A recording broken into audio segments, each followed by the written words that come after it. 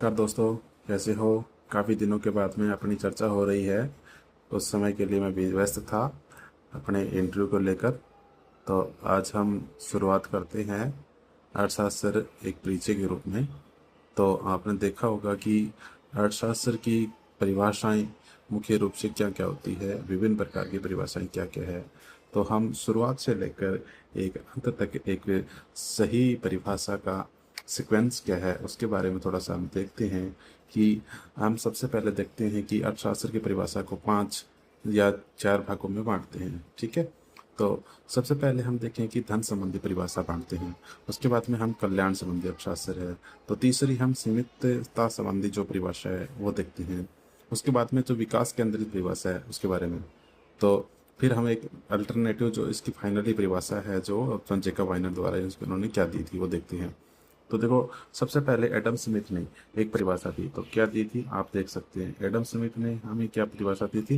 इसमें ये लोगों ने बताया कि Adam Smith an inquiry into the nature and causes of the wealth of nation, ये 1776 में आई थी उनकी। यानी अर्थशास्त्र इसको राष्ट्र के धन के स्वरूप और कारणों की खोज से संबंधित है, इन्होंने ये बताया था। उसके बाद में हम बात करें कि कल्याण संबंधी। ठीक है, 2 नंबर पे देखें तो कल्याण संबंधी किन्होंने दी थी। ये प्रोफेसर मार्शल साहब ने दी थी। किन्होंने? प्रोफेसर मार्शल साहब ने। यानी अर्थशास्त्र मानव जीवन के सामान्य व्यवसाय का अध्ययन करता है जिसमें व्यक्तिगत तथा सामाजिक क्रियाओं के उस भाग की जांच की जाती है जिसकी भौतिक सुख के साधन की प्राप्ति और उसके उपयोग में बड़ी घनिष्ठ संबंध है। इन्होंने एक पुस्तक दी थी। वो क्या पुस्तक का क्या नाम था, ये काफ़ी बार प्रश्न पूछा जाता है। Principles of economics. और कब थी? 1890 में। तो हमने 2 परिभाषाएं देख ली है। तीसरी परिभाषाएं हम देखते हैं सीमितता संबंधी परिभाषाएं। तो सीमितता संबंधी परिभाषा किन्होंने दी थी ये हम देखते हैं। तो ये प्रोफेसर रॉबिन्सन ने दी थी। ठीक है, रॉबिन्सन ने दिया। उन्होंने क्या कहा।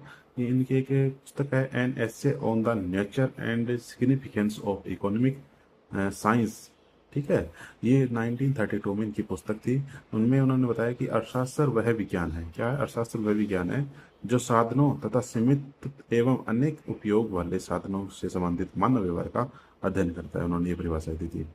उसके बाद में हम देखते हैं 4 नंबर परिभाषा पॉल सैमुअल सर की। उन्होंने बताया, पॉल सैमुअल सर ने क्या बताया कि इकोनॉमिक्स ऑफ इंट्रोडक्टरी एनालिसिस 1948 में।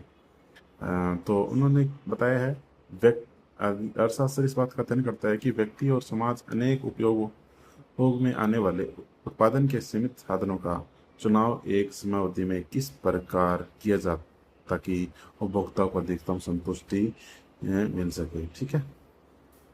अब इसके बाद में हम देखते हैं कि नेक्स्ट परिभाषा के रूप में जेकब वाइनर ने, तो उन्होंने ये बताया कि अर्थशास्त्र वह कुछ है जो अर्थशास्त्री करते हैं। एक बहुत ही बढ़िया परिभाषा है। उससे पहले अर्थशास्त्री इस बात में उलझे रहते थे कि अर्थशास्त्र की परिभाषा क्या है, अलग अलग अर्थशास्त्र की अपना परिभाषा देते। तो इससे क्या है कि समस्याएं होती है। कई बार एक परिभाषा ये भी दी गई है कि जितने अर्थशास्त्री इकट्ठे होते हैं, जैसे 5 अर्थशास्त्री है तो परिभाषाएं 6 निकल कर आती है। तो इस प्रकार ये है कि जेकब वाइनर ने एक परिभाषा ऐसी दी है कि अर्थशास्त्र वह कुछ है जो अर्थशास्त्री करते हैं। ठीक है। तो धन संबंधी परिभाषा हमने देख ली, एडम स्मिथ साहब ने दी थी। फिर कल्याण संबंधी परिभाषा तो मार्शल साहब ने दी थी। और सीमितता संबंधी रॉबिन्सन दी थी। और विकास संबंधी पॉल सैमुअल सर ने दी थी। ठीक है। Okay, thank you.